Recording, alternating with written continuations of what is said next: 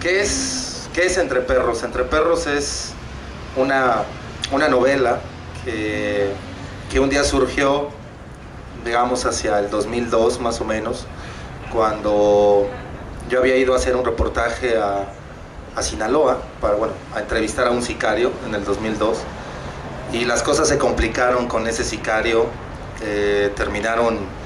Yo terminé amenazado. Fue ahí un poco muy extraño lo que pasó con el sicario, y en todos esos días en los que estuve prácticamente encerrado en mi casa, que no podía salir por lo de las amenazas, decidí que tenía que sacar ese miedo que traía y que lo iba a escribir.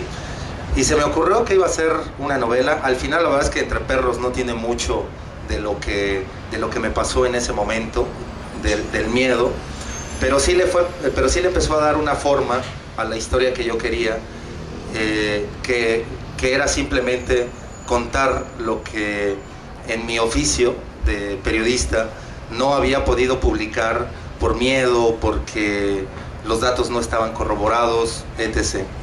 Entonces me puse a hacer la historia, que trata básicamente de un sicario, que es el Bendito, un promotor de box, que es el Rayo Mondragón, y un reportero, que es Diego Zapata.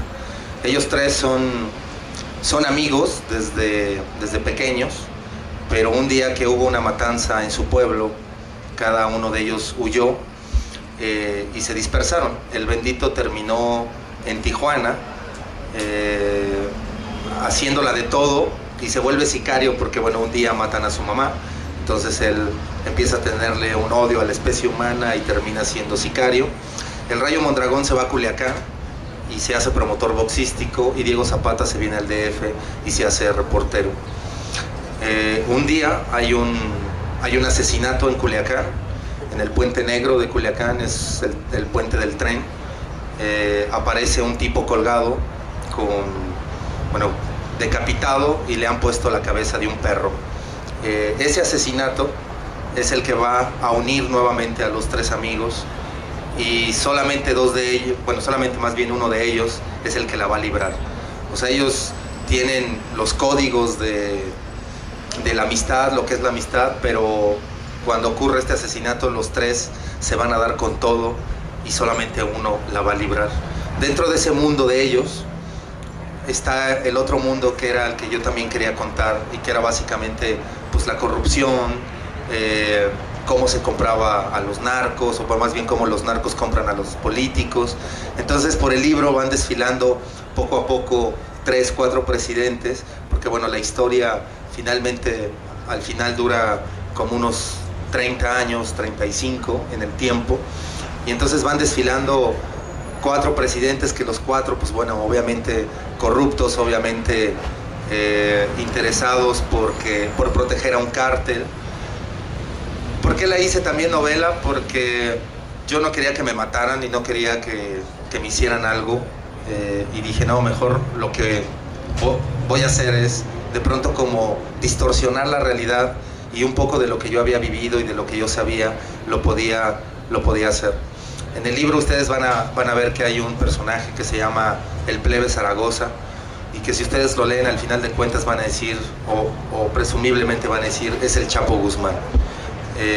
En el libro hay otro personaje que se llama Santiago Canaglia, y que se parece mucho a Vicente Fox.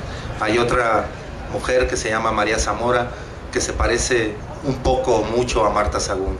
Y así van a ir desfilando todos estos personajes que en la carrera periodística, en mi oficio, me los he tenido que encontrar, me los he topado, y que de alguna manera he descubierto algunas historias que no publiqué.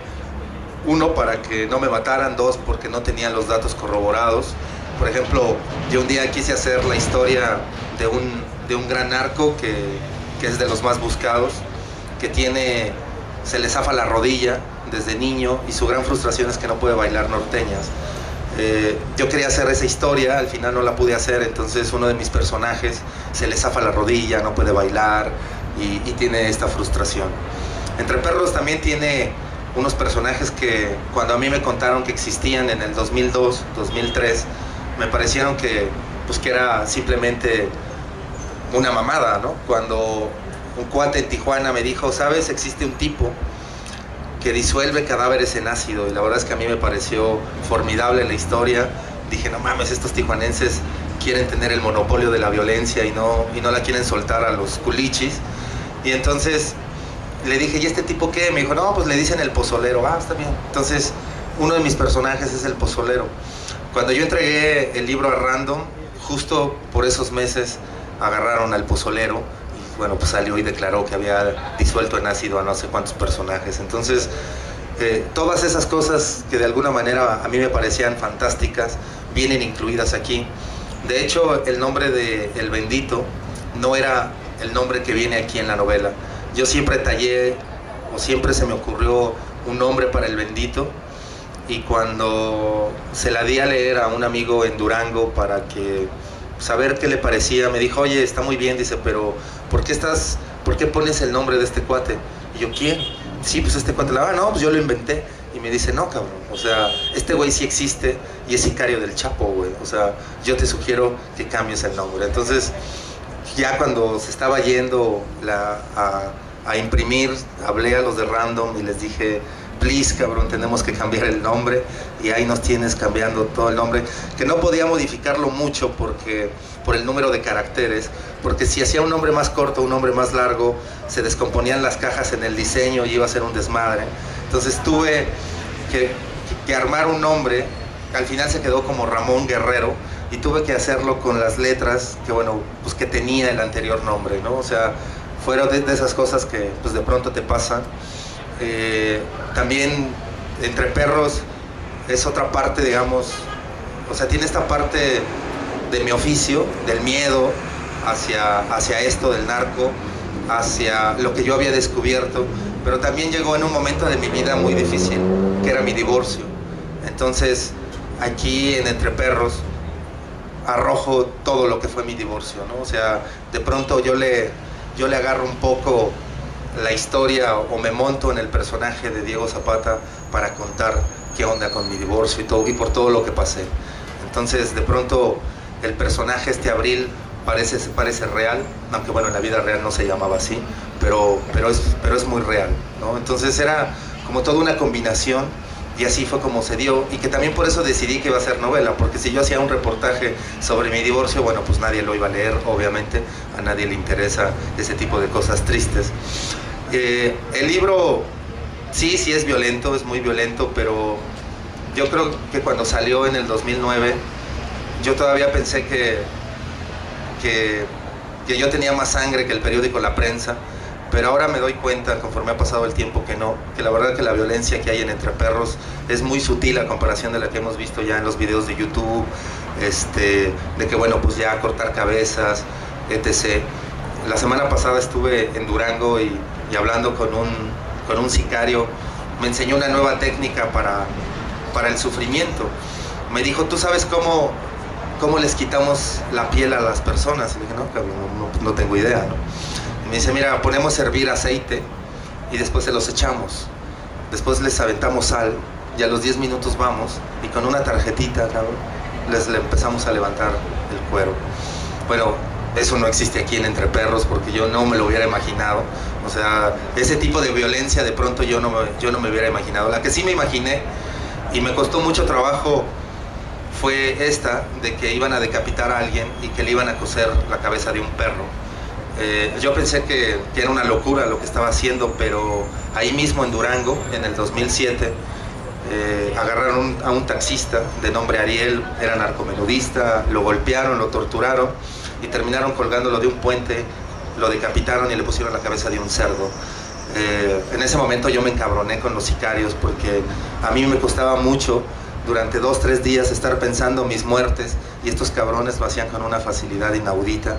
Entonces decidí que ya no me iba a complicar mucho la vida y mejor me iba a meter al blog del narco e iba a ver los videos de cómo asesinaban a la gente y que así es como iba yo a reproducir de pronto alguna de estas salvajadas. Mi mujer ahora me dice que de pronto sí le da miedo dormir conmigo, porque dice, güey, siento que un día me vas a matar, cabrón, ¿no? O sea, de todas las pinches muertes que se te han ocurrido, no solo en esto, sino también en cuentos que he hecho, me dice, están acá muy pinches saicas y la verdad es que sí me das un poco de miedo. Eso es Entre Perros. Entre Perros creo que cuenta la historia del narco mexicano a través de 3 personajes que les digo, que es el sicario, el promotor boxístico y el reportero. El reportero, bueno, y los 3 tienen sus madres les han enseñado algo en la vida, que es morir de amor es lo más chingón, está chingón, es bueno siempre morir de amor, pero morir de amistad es el peor de los remordimientos, porque nunca te llega la redención. Entonces para ellos la amistad es una, o sea, y lo aprendí con los sinaloenses, digo, mi mujer es de allá, es de Culiacán, y he aprendido con los sinaloenses ese código que tienen de amistad, que una vez que los adoptan a ustedes como amigos, van a dar hasta la vida por ustedes, pero nomás los traicionan y puta, hay un pedo con ellos severos, ¿no? Entonces, a través de ese código de la amistad es como se va desarrollando la novela, pero lo van destruyendo los 3, porque los 3 finalmente lo que quieren es salir vivos de esa historia y van a hacer, créanme, que todo lo posible, todo el cóctel de miserias humanas que uno puede tener enfrente es lo que finalmente van a hacer estos tres personajes. Hay un personaje que a mí me gusta en especial, que es la abuela de Diego Zapata. La abuela de Diego, Esperanza,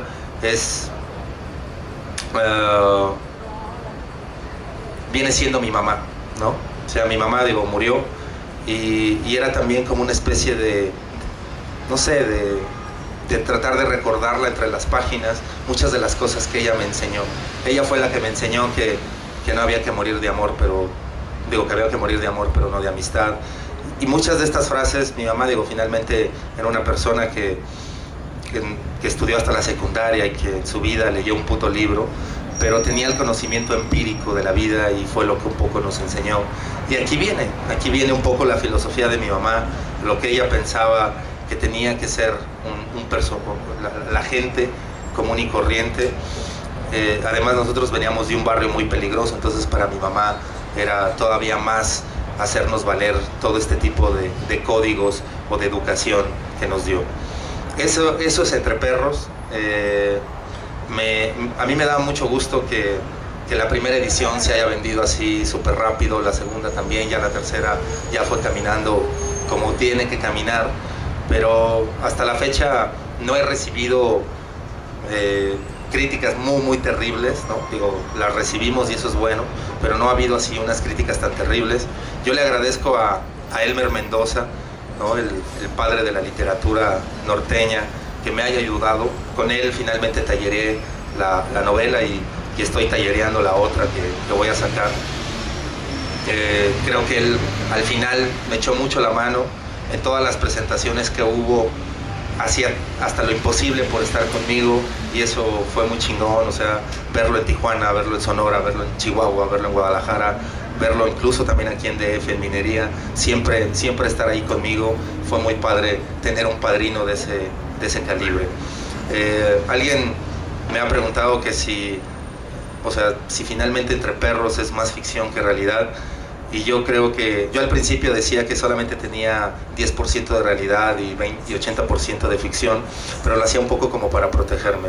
Ahora que han pasado 2 años y que no me ha pasado nada y que puedo seguir yendo a Culiacán, mi ciudad adoptiva, sin problema, y me la paso muy bien, pues ya puedo decir que prácticamente es al revés, ¿no? Que tendrá como un 20% de ficción y el otro 80% fue una realidad que fui deformando a mi antojo. Es muy padre hacer una novela. Yo estoy acostumbrado al periodismo y en el periodismo uno trabaja con la verdad, no se puede salir de ahí, pero la novela, que es crear un mundo, crear cosas distintas, incluso el propio personaje, en verdad que es todo un reto. Yo me acuerdo que conforme iba tecleando, iba descubriendo que mi personaje no podía ser zurdo, o que no le podía gustar el helado de chocolate, o que no podía ver tal serie porque no coincidía con las escenas que yo iba haciendo, y eso es terrible, de pronto ver que tu personaje que habías pensado que iba a ser zurdo, en una acción te lo desbarata y no puede, y entonces tienes que crear todo o tienes que modificar todo para que el tipo sea zurdo, pero como terminas bastante agotado y que dices no, mejor terminas que sea derecho y ya no te complicas la vida. Tenía que teclear todos los días por la noche, porque si no tecleaba no me sentía a gusto. Me tardé casi 5 años en hacerla, o sea, sí fue trabajosa. A veces uno en las noches, que es cuando yo tecleo, se pone, teclea y se va uno a dormir satisfecho. Al día siguiente uno lo relee y dice no mames, es una mamada, y delete, y otra vez a pensar, y entonces así es como se va construyendo y se va medio frustrando uno. Y yo creo que por eso me tardé 5 años, y a lo mejor me hubiera tardado más, pero el editor de Random me dijo que ya lo soltara, que finalmente el libro es como esta hija quinceañera, o como esta hija que se va a casar y que la tienes que soltar para que ya otros la tengan, ¿no? Si tú te quedas con ella, va a quedar ahí solterona y amargada, y entonces la tienes que aventar y decir adiós, ya no es mi hija, ya es de todos. Y eso fue lo que finalmente ocurrió con Entre Perros. Eso es lo que les puedo decir. Esa es mi novela, es lo que salió de mi cabeza. Espero que quienes la han leído o quienes no la hayan leído, pues digo, ojalá que la hayan pasado chido un rato. Créanme, sí es violenta, pero bueno, creo que al final pues vale la pena, ¿no? Y ojalá que pues, le echen ahí una leída. Traté de sustituir mucha violencia con lo que yo llamo poesía, pero no sé si me salió la poesía, no soy poeta, pero traté de pronto que la muerte no fuera tan dura y que se escuchara un poco más poética. Y eso es. Pues gracias a Alejandro Almazán.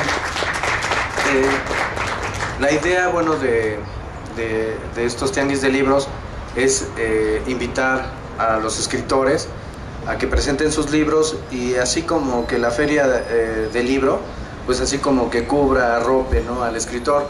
Entonces, pues, y también para que haya un diálogo. Entonces, no sé si alguien de ustedes quisiera plantear una pregunta o hacer algún comentario sobre, pues, bueno, al escritor, ¿sí? Entonces, no sé, nada más con que levanten su mano y pues les damos la palabra. Sí.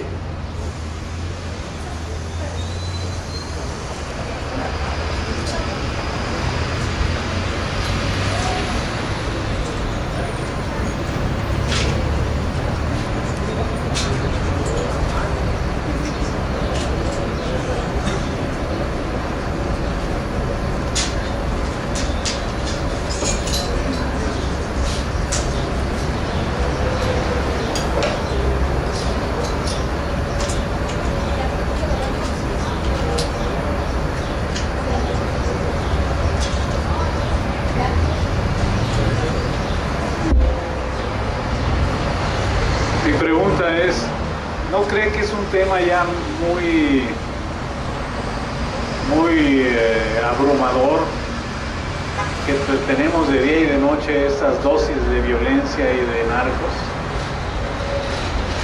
Sabe que cuando yo empecé a hacerlo, cuando yo empecé a hacer la novela, fue en el 2002, y en el 2002 todavía no aparecían cabezas. Lo máximo que había en el 2002 eran encobijados y eran entambados. Yo empecé a cubrir narcotráfico en el 96, y desde el 96 las cosas ya estaban muy cabronas, pero por alguna razón nadie pelaba al narco. Yo me acuerdo, un editor que tuve en un periódico, en Reforma, me dijo por esos años: tú y tus historias de narco, güey, ya deberías de hacer otro tipo de historias. En el 2005, cuando arreció todo esto, ese editor me lo volví a encontrar y me dijo: oye, yo quiero que me escribas una historia sobre narco, güey. En el 95, 96 nadie pelaba al narco, o sea, lo máximo que había pasado era la muerte de Amado Carrillo en el 97. Y yo crecí en Culiacán, yo crecí en Sinaloa, y yo crecí con todo ese mundo salvaje. O sea, para mí es natural que yo haya ido a la escuela con los que ahora son narcos. Para mí es natural que al lado de donde yo viví crecieran los hijos de los grandes narcos. O sea, yo terminé conociendo, o sea, el año pasado en el Sams, yo iba comprando cosas en Culiacán y de pronto nos saludó un cuate, ¿qué onda? ¿Cómo estás? Era el hijo del Chapo. O sea, nosotros crecimos con esa gente. Y a lo mejor para ustedes, o para el mundo chilango sobre todo, el narco es como un demonio de Tasmania y que no lo queremos ver. Y por fortuna, sí, esta ciudad no tenemos las grandes matanzas, no vemos colgados a vatos en los puentes. Y eso, qué bueno, porque yo vivo ahora aquí y quiero que así siga la ciudad. Pero el norte siempre ha vivido con eso, siempre. Y creo que una de las cosas que también ha pasado es que sí, en efecto, Entre Perros llegó junto con el boom de la literatura del narco. Todo mundo está escribiendo sobre X o Y narco, todo mundo quiere contar la historia de tal cártel, quiere contar la historia de la familia, quiere contar la historia de los Zetas, etc. Finalmente, Entre Perros, creo que sí viene el recorrido del narco, pero al final es una historia de tres amigos que van a encontrar el amor y el desamor, ¿no? Yo creo que el narcotráfico es simplemente el escenario en el que ellos se mueven, pero no es el tema o no es el eje central. Yo puedo ver los libros que hay ahora del narco y todos están centrados en efecto al narcotráfico. Todo el mundo quiere descubrir, todo el mundo habla con sicarios, todo el mundo trata de decir este es el cártel de fulanito y trata de describir al Chapo o al Mayo, etc. O sea, trata de descubrir a todos esos personajes que por lo menos en Culiacán hace muchísimos años ya los conocíamos, ¿no? Y ya sabíamos dónde se movían y lo que comían y a dónde iban a bailar y que cerraban restaurantes. O sea, eso finalmente es Culiacán. Y también por eso yo quise hacer la historia, porque yo sí creo que Culiacán es más grande que sus penas. Y yo dije, no, güey, yo quiero mostrarles también lo que es Culiacán. O sea, no solamente el rollo del narco, sino también lo que es como una ciudad cualquiera, como es el Distrito Federal, como es Guadalajara. ¿Tiene éxito este tipo de literatura? Sí, lamentablemente sí. Y lo tiene porque la gente, o todos, tenemos ese tipo de morbo y queremos saber y queremos descubrir. Pero yo creo que hay de literatura, hay libros periodísticos que solamente hablan del narco y se centran en ellos. Hay otras historias como las de Elmer Mendoza, el propio Daniel Sada, Eduardo Antonio Parra, Juan José Rodríguez, donde el narco simplemente es un escenario y la historia es otra cosa. La historia es el camarón, la historia es el norte, la historia es las mujeres, porque eso también es el norte. O sea, el norte es el calor, es el desierto, es el cabrito, son los camarones, es el marlin, etc. Y Entre Perros trae también esta parte de lo que es el norte, ¿no? Lamentablemente, de pronto cuando estamos aquí en el DF, solamente nos asumimos que este es el mundo, que solamente el Distrito Federal existe, y no es cierto. Del norte, digo, por lo menos yo puedo hablar de Sinaloa, y Sinaloa es, no mames, una tierra increíble en la que donde uno se puede vivir, salvo en julio y en agosto, que estamos a 49 grados centígrados y no se puede, y es una puta locura, ¿no? Ahorita que estamos a 27 grados, todo el mundo se está asando. Bueno, ahorita han de estar como a unos 43, 44 en Culiacán y nadie debe estar afuera de la casa. Pero esa es también la vida en Culiacán, el calor, los mariscos, o sea, tener un aguachile enfrente con un calor de 42 grados es algo riquísimo, etc. Un ceviche de pescado, todo eso viene en Entre Perros. No necesariamente es el narco como eje, y eso al final es lo que yo trato siempre de decir. Un día alguien a todos estos que andamos escribiendo, nos dijo que somos unos hematofilios, ¿no? Y la verdad es que yo les dije que no. O sea, yo en mi vida me he peleado, por ejemplo, y si veo la sangre me desmayo, ¿no? Pero en mi oficio, desde hace 14, 15 años, he cubierto estas historias y me ha tocado ver muertos, me ha tocado que me amenacen, me ha tocado que me correteen con cuernos de chivo, y sin embargo sigo aquí porque yo sí quiero seguir contando esas historias de narco, porque al final también muchas de las cosas que pasan en este país ha sido por una omisión terrible de nosotros, que estamos muy cómodos con la vida y entonces no decimos nada. Eso a mí me sorprende mucho cuando en Culiacán hacen manifestaciones en contra de la violencia y son 10 cabrones nomás marchando por la avenida Obregón. Y uno dice, güey, ¿dónde está toda la gente, güey? O sea, Culiacán tiene 1 millón de habitantes y supongo que 250,000 se dedican al narco, y los otros 750, ¿dónde chingados están? Y a veces entonces decimos, no, es que la violencia, sí, pero también nosotros no hacemos nada. O sea, también nosotros somos culpables. Y yo creo que a través de nuestros textos, muchos reporteros y muchos escritores estamos tratando de decirle a la gente, este es el narco está en la puerta de tu casa, haz algo, o sea, hagamos algo. ¿Alguien más tenía alguna pregunta, verdad? Adelante. Si levanta la mano para que la ubiquen. ¿Qué tanto se han superado sus miedos cuando empezó a elaborar el libro? Esa una. Y otra, ¿qué tanto ha repercutido en su vida escribir sobre el narco? ¿Qué tanto lo he superado? No. Uno termina siendo amigo del miedo, y eso es bueno, porque el miedo nos ayuda a cuidarnos. O sea, yo generalmente doy gracias que mi mamá me puso 2 nombres, entonces siempre que viajo a Durango, a Chihuahua, a Sinaloa, a Oaxaca, a Michoacán, en el avión soy José Almazán, y así siempre me registro como José Almazán. Trato de cuidarme, siempre trato de llegar a esas plazas a buscar a mis amigos que sé que son de fiar, que no me van a traicionar, porque una vez un cuate en Ciudad Juárez me puso con unos asesinos, con unos sicarios, me llevaron estos sicarios, prácticamente me sacaron de Ciudad Juárez y me obligaron a que tomara el avión de vuelta para ya no regresar. Pero el miedo finalmente para mí me ha ayudado mucho para eso, para tener mis códigos de seguridad y saber qué hacer y qué no hacer.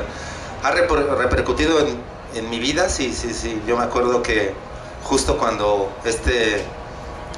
hubo este caso de este sicario y empezaron a llamar a casa, a amenazarme, pues tuve que sacar, todavía vivía mi madre, la tuve que sacar, llevar con una prima, mis hermanos se tuvieron que cambiar también de casa, yo me tuve que ir a un hotel, tienes que cambiar celulares, y tu vida finalmente ya no lo haces igual.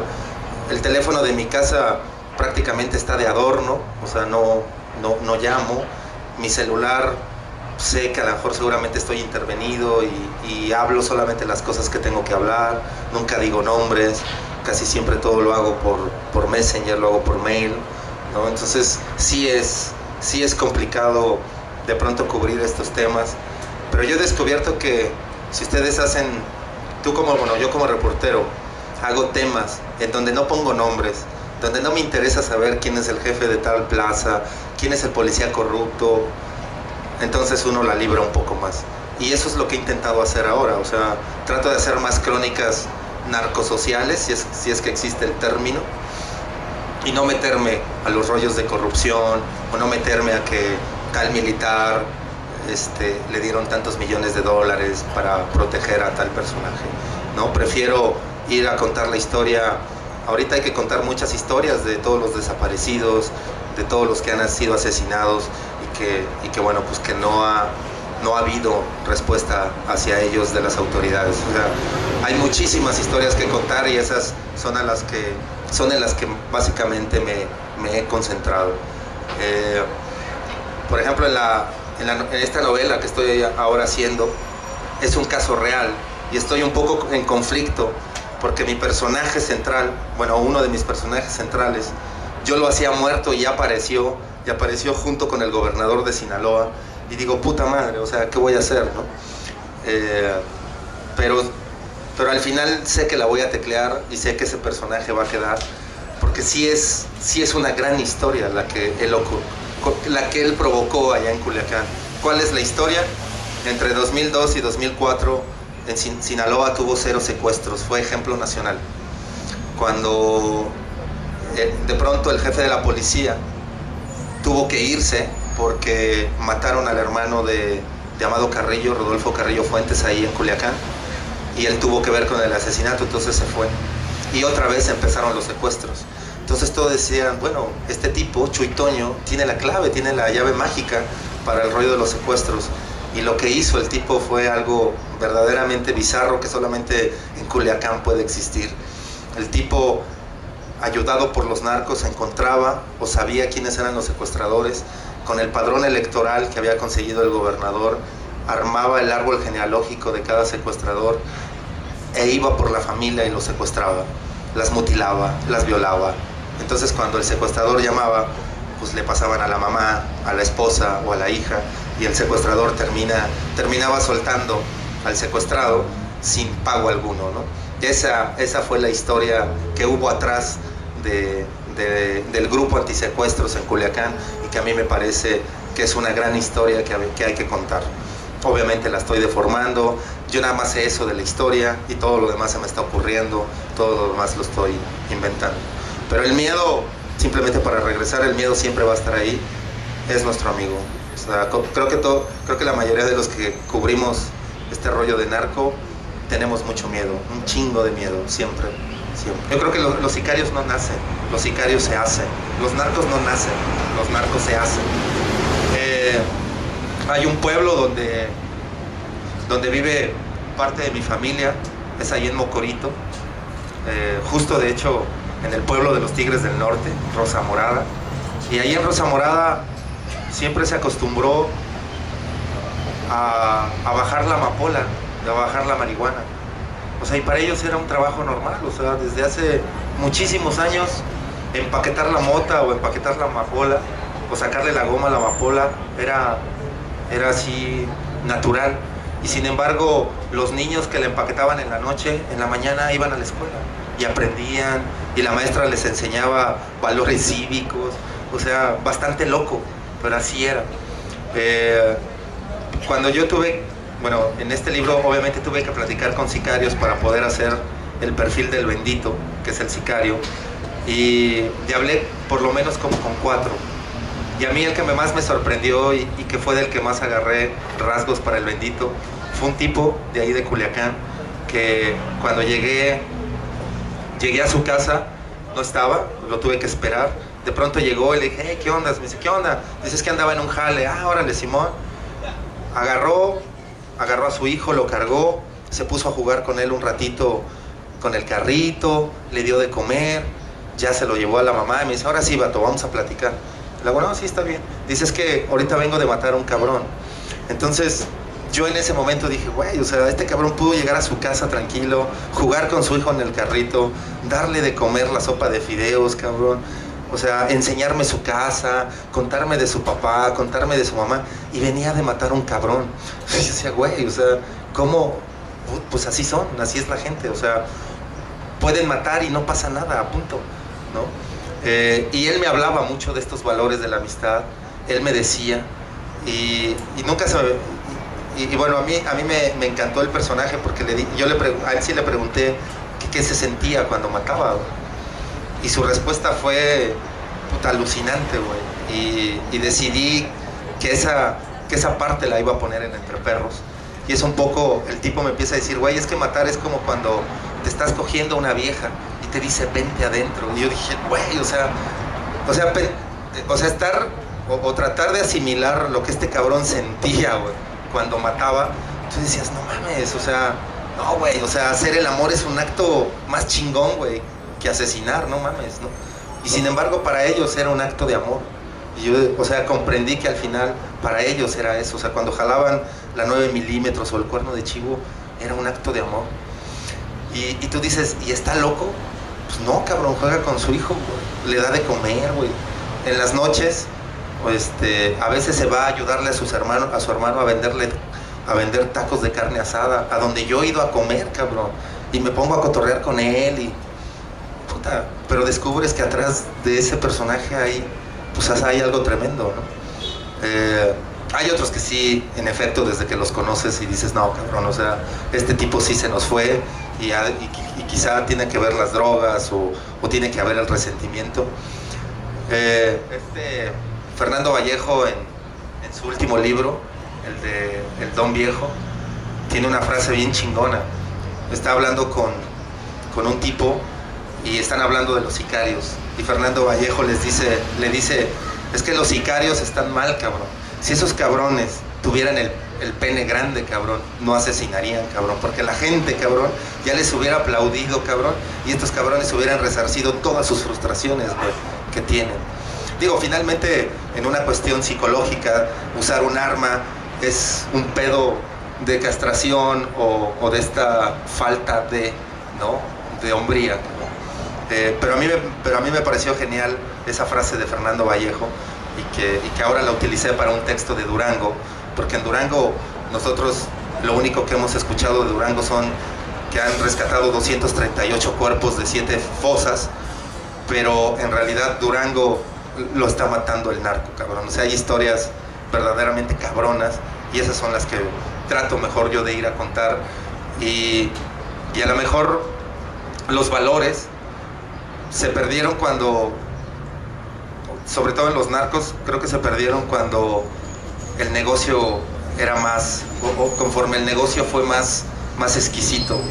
Antes había códigos con los narcos, ustedes lo saben, nada de la familia, nada de meterse con los hijos, nada con la esposa, era entre ellos, hoy ya no.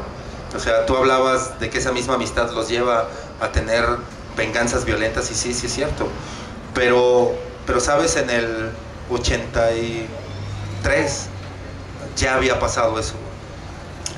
Los Arellano Félix se pelearon con el Chapo Guzmán y con el Güero Palma y fueron hasta Venezuela, donde estaba la esposa del Güero Palma y sus hijos, y los decapitaron y le mandaron las cabezas al Güero Palma.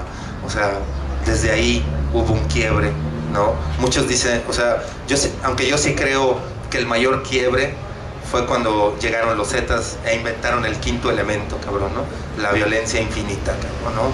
Eso sí, puta, o sea, los Zetas fueron los que empezaron a subir a YouTube, cabrón. Los Zetas fueron los que nos aventaron cabezas en antros de Uruapan.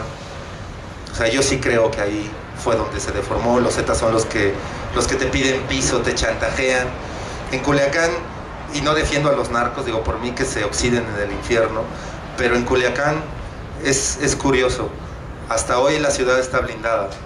Los narcos de allá, obviamente el Chapo, el Mayo y anexas, es su ciudad y la tienen blindada. Allá en Culiacán no hay secuestros, allá en Culiacán no se levanta a gente que no es, no se mata a gente en restaurantes, y entonces puede uno vivir para toda madre en Culiacán, ¿no? Cosa contraria a 50 kilómetros de ahí, que están Abolato, Guamúchil, Guasave, Los Mochis, o para abajo, Mazatlán, Escuinapa. Es imposible vivir ahí, pero en Culiacán se puede vivir a toda madre, salvo en estos meses que les digo hace 49 grados de calor y es un infierno y no es bueno. Pero se pierden los valores, hay un shock con ellos y ahora ya les vale madre, ¿no? Y vemos cada vez asesinatos más salvajes, ¿no? Ya, de hecho, eso fue una de las cosas que me llamó la atención de Durango, porque sí, o sea, hay muerte, pero cada vez es más sádica la violencia. En Durango hay una calle, dos de las principales, una se llama 20 de noviembre y la otra es el Boulevard Francisco Villa, y el Boulevard Francisco Villa es como Insurgentes. Bueno, imagínense, 9 de la mañana, una chica en la parada del camión, esperándolo para ir a su trabajo, llegan unos tipos, se bajan, le disparan al güey que está a un lado, la chica se avienta al suelo y uno diría, ahí terminó la historia, ya mataron a este cabrón, ya lo dejaron como un manojo de plomo, y la chica ya, o sea, se asustó, seguramente va a ir por un bolillo y le van a dar un té y ya. Pues no, Los tipos estos de pronto ven que la chica es muy guapa, le apuntan con la pistola, le dicen que abra los ojos, la chava dice no, no los voy a abrir, no vi nada, la obligan a que los abra y de pronto uno de los tipos le dice bájame el cierre y chúpamela. A las 9 de la mañana, güey, la chava le tuvo que hacer el sexo oral a los dos tipos, pasando los camiones, pasando los autos, pasando la gente y ninguno se detuvo, cabrón. Ninguno se detuvo a decirle a la chava, güey, te ayudo, güey. O sea, eso está cabrón. Y por eso lo que le decía hace rato al señor, somos culpables de omisión, güey. Porque nos vale madre eso, güey. Pensamos que el narco está lejano, ¿no, güey? Eso nomás ocurre en la sierra, cabrón, ¿no? Pinches salvajes, güey. No, güey, ocurre en las ciudades. O sea, eso. O sea, yo me di cuenta que un día yo tenía que hacer algo contra toda esta violencia porque hace como 6 años una chica me escribió y me dijo, me secuestraron, güey, y quiero contarte mi historia. Sí, está bien. Me puse de acuerdo con ella y oh, sorpresa, cabrón. Vivía al lado a la vuelta de mi casa, cabrón. Nosotros vivíamos enfrente de la casa de Marcelo Ebrard y entonces él era el secretario de Seguridad Pública y la habían secuestrado, cabrón. Y yo nada más, o sea, para mí fue un shock porque dije, güey, o sea, pudo haber sido mi mujer, cabrón. Y no, güey, fue Alejandra y dije, güey, qué pedo. Y además, güey, estábamos enfrente de la casa de Marcelo, ¿no? Que se suponía era el secretario de Seguridad Pública y no nos iba a pasar nada. O sea, ahí es, o sea, como que todo ese tipo de historias tú vas tomando esa conciencia y dices, no, güey, yo quiero hacer algo. Y para mí hacer algo es ir a contar historias y publicarlas. Ahora publico en Gato Pardo, o hacer mis libros y contar historias y decirles, esto es lo que está pasando en México. Yo sí quiero que dentro de 50 años, 60 años, cuando los historiadores vayan y digan qué diablos estaba ocurriendo en México, pues de algo les sirvan nuestros textos, güey. Como nosotros de pronto tenemos que acudir a los textos de Martín Luis Guzmán, ¿no? De Nelly Campobello o etc., pues para saber qué diablos pasó en la revolución.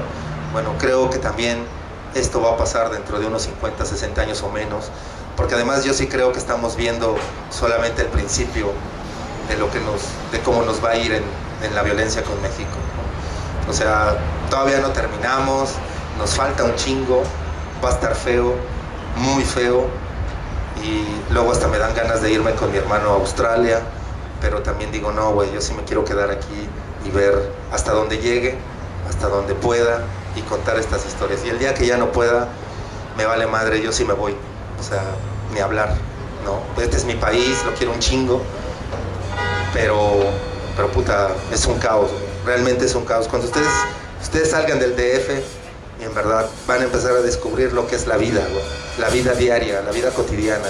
O sea, no tienen que ir muy lejos, vayan al Estado de México, vayan a Metepec. Ahí en Metepec van a decir, no mames, o sea, los antros cerrados, la gente no sale, todos los negocios ya están vendiendo porque les están pidiendo piso. O sea, güey, en Metepec, cabrón, o sea, aquí, nada más tras Lomita, ahí. O sea, no tienen que ir hasta Culiacán, ¿no? Aunque si van, se echan un aguachile y una buena chela y les va a ir bien.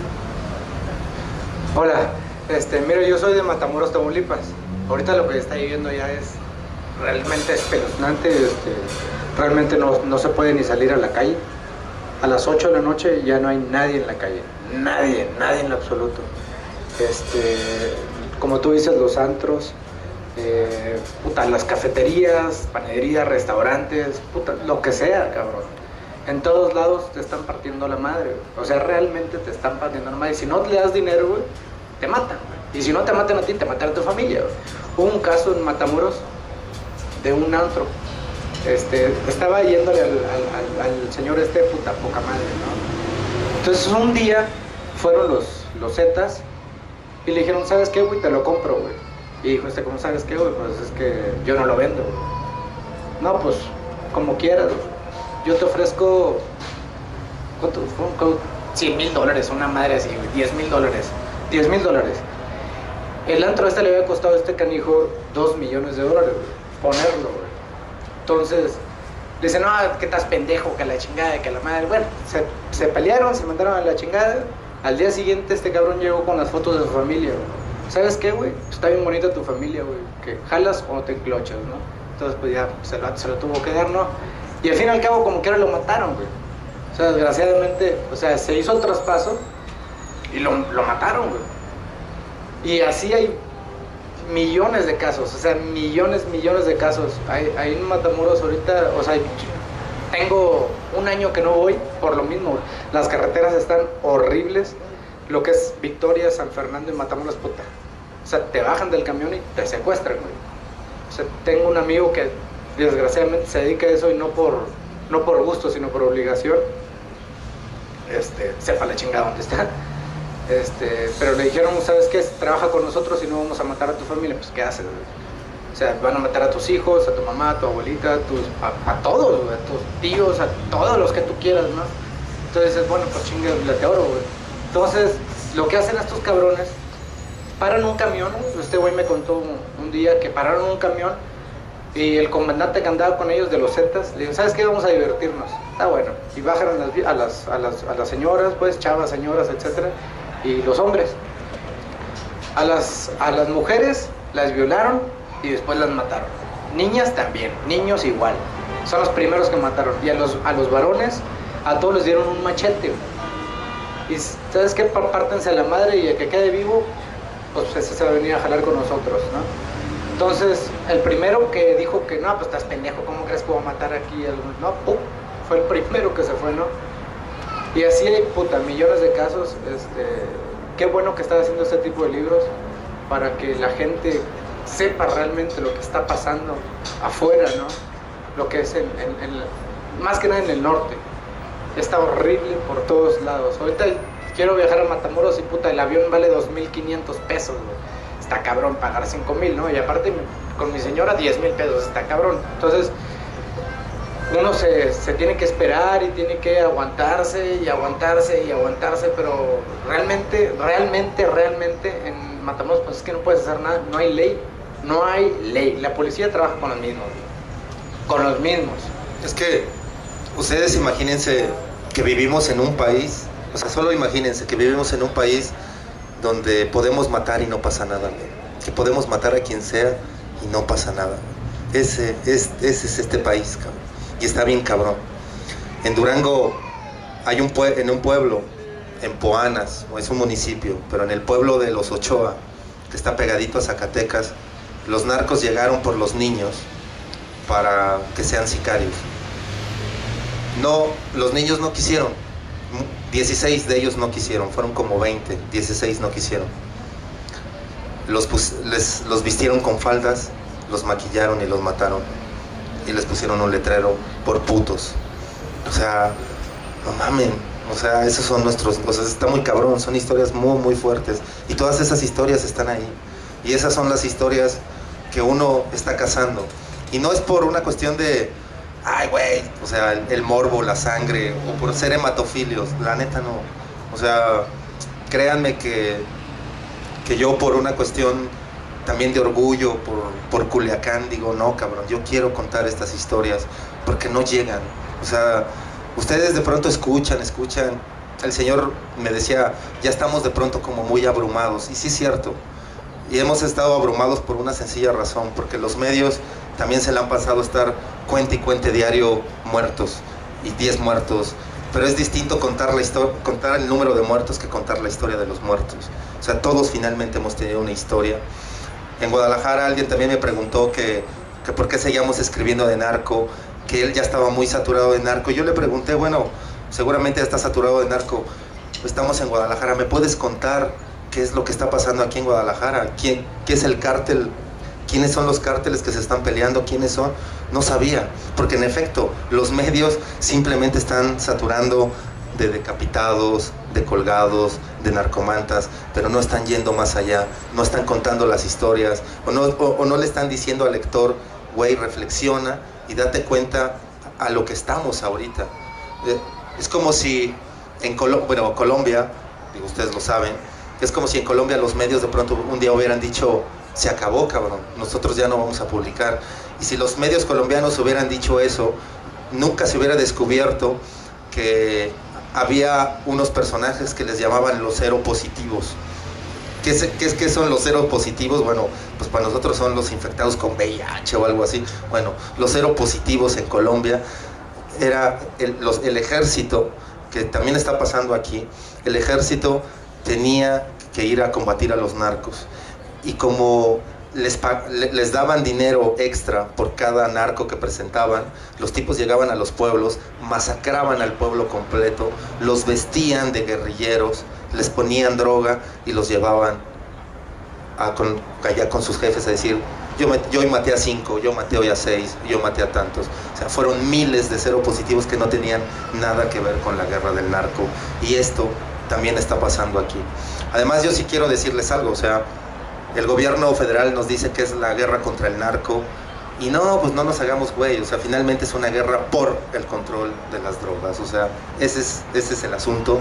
Yo no veo una guerra, yo no veo a los soldados peleando con los sicarios, cabrón, yo veo sicarios peleando con sicarios, cabrón, y ya después llegan los soldados ahí a aventar ráfagas, pero yo lo que he visto en todas las ciudades que he visitado los últimos 3 años es sicarios contra sicarios. Yo no he visto una guerra, ¿no?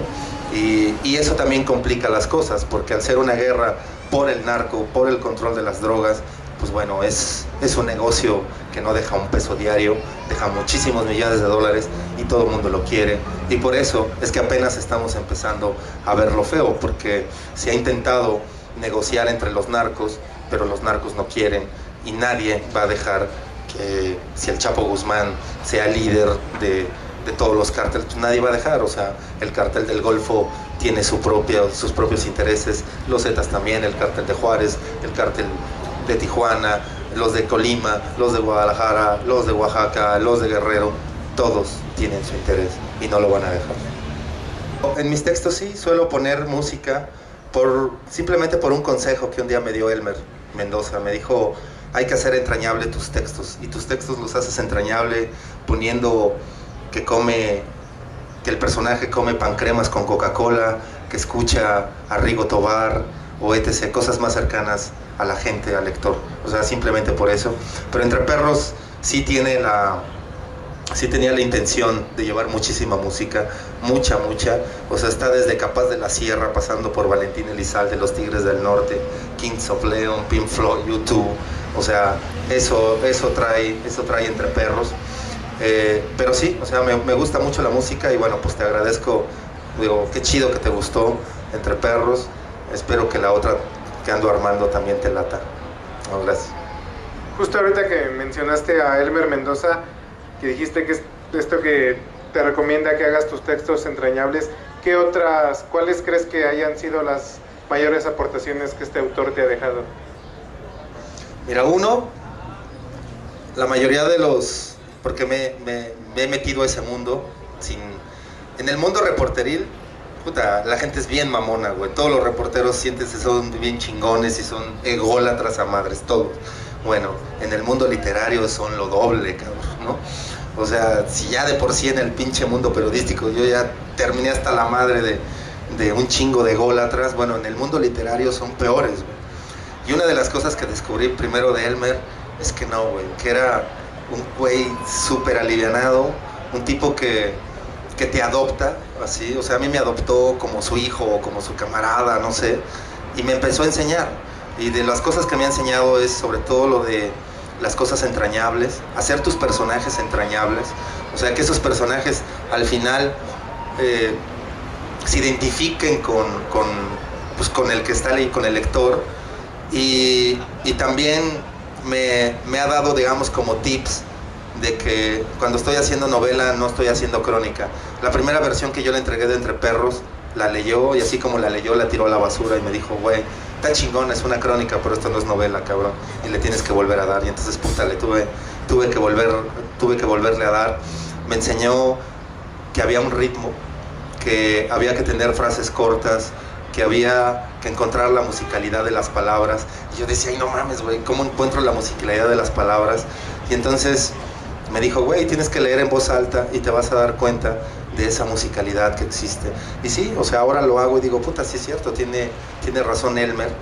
Me enseñó que en pocas líneas hay que contar una historia contundente. Y yo le decía: güey, pero es que yo suelo teclear 10,000, 15,000, 30,000, 60,000 caracteres para contar una historia. Y me dijo: güey, Chalino Sánchez, cabrón, solamente ocupó 8 párrafos para contar la historia de Lamberto Quintero, cabrón. O sea, si ese güey pudo, cabrón, o sea, un cabrón que fue pinche pistolero, cabrón, ¿no? Que con pedo sabía hablar y pudo cantar la historia de Lamberto Quintero en 8 párrafos, güey, tú puedes hacerlo también en 8 párrafos. Y dije, ok, está bien, lo voy a intentar. Y eso, o sea, han sido consejos así que parecieran más de papá a hijo, cabrón, de papá regañón a hijo desmadroso, pero me ha ayudado muchísimo, o sea, sin duda, a entender que de pronto hay excesos que tú le pones o sea, que deben ir las palabras necesarias, no adornarla, que un adjetivo que no da vida mata, etc., güey. O sea, que hay que llenar los textos de verbos porque los verbos son los que dan el movimiento. Todos esos pinches rollos que se te van quedando en cada una de las clases que yo recibía de Elmer, cabrón. Hablando del mundo literario, creo que mencionó que publicó en Random House, ¿sí? Tuvo un editor, le quitaron ciertas frases o inclusive párrafos de su libro, lo modificaron, porque tengo entendido que en Estados Unidos pues ignoran lo que está pasando aquí, realmente no les importa. Lo único que les importa es el business de vender armas, que pues es un negocio billonario, ¿no? Y realmente lo que está pasando aquí no es para acabar con las drogas, es para acaparar el control. Es una guerra de control. El gobierno sabe muy bien que no puede permitir que el Chapo o cualquier otra persona tenga el control, porque entonces sería pues un adversario. Y lo que yo quisiera saber es si en Estados Unidos tuvo un editor que le dijo, mira, hay que quitar esto, poner esto, modificar esto, etcétera, etcétera. Mis editores en Random, la verdad es que son unos tipazos, o sea, ellos simplemente cuando decían, oye, aquí la sintaxis está mal, o yo te sugeriría que esto lo contaras así, pero nunca se metieron con mi texto. De hecho, prácticamente el que yo entregué es el que se publicó. ¿Fue traducido a inglés? No, una amiga que vive en Houston que quiere ver la manera de traducirlo, porque ella trabaja con mi libro con sus alumnos, y sus alumnos están acá bien alucinados y quieren saberlo. El año pasado en Guadalajara, en la Feria del Libro, nos invitaron a una mesa de hablar del narco, y estaba un personaje de Estados Unidos, un reportero, que nos dijo que nos empezó a pintar que Estados Unidos no era violento, que Estados Unidos no tenía la culpa, y que Estados Unidos tenía a los más buscados en la página del FBI y ellos no tenían por qué ir a buscar historias de los narcos. O sea, la verdad es que sí dijimos, no, pues pinches gringos con razón tan así, cabrón, ¿no? O sea, si los propios reporteros, cabrón, que son chingones, asumen que no hay que contar historias de los narcos, no, pues menos al pinche chavo que se mete toda la coca posible durante un día, cabrón, ¿no? Pero de hecho yo sí he pensado que, bueno, yo hice un cuento un día en donde Malverde se les aparecía a los narcos allá en Sinaloa y los regañaba, ¿no? Por tanta violencia y la chingada, y les aconsejaba que un día, que durante un día no mandaran coca, cabrón, a Estados Unidos, cabrón, ¿no? Y entonces Malverde les decía, cabrón, o sea, Wall Street se va a colapsar, cabrón. O sea, pinche Obama va a venir a México en un vuelo a decir, cabrones, mándenos la pinche coca porque esto va a enloquecer, y hasta les van a regalar Alaska, cabrón. No, órale, cabrón, les damos, está bien, güey, no van a recuperar California, pero ahí está Alaska, cabrón, quédense con él, ¿no? O sea, digo, finalmente los gringos creo que no saben realmente lo que está pasando en este país. Es, para ellos, simplemente de la frontera hacia abajo es lo peor, pero desgraciadamente a ellos, sus ciudades fronterizas ya se están volviendo un caos, ¿no? O sea, ya hay matanzas en Texas, ya hay fosas en Texas, ya hay fosas en California, y entonces van a decir, ay, cabrón, o sea, pues de qué nos perdimos, cabrón, ¿no? O sea, nosotros pensábamos que esos pinches mexicanitos, cabrón, esos pinches Speedy González eran los únicos que se estaban haciendo daño, y no, güey, ya se están metiendo con nosotros, ¿no? Yo creo que cuando vean que es mucho más grave la violencia en sus ciudades fronterizas, entonces iban a decir, pues hay que hacer algo, y seguramente entonces cuando ya llegarán estos pinches marines gringos y se van a querer meter, y vamos a hacer un plan Colombia, que aquí le llaman el plan Mérida, etc. Y bueno, agradecemos a Alejandro Almazán. En el teatro nos han enseñado que aplaudir, si hacen ustedes un ejercicio de aplaudir frente a alguien, como que hasta lo despierta, ¿no? Es como para que reaccionemos, pero en este caso es como para darnos energía. Entonces creo que Alejandro Almazán es un gran escritor que necesita nuestro apoyo, darle nuestra energía, y vamos a terminar con un aplauso para darle toda nuestra energía. Gracias.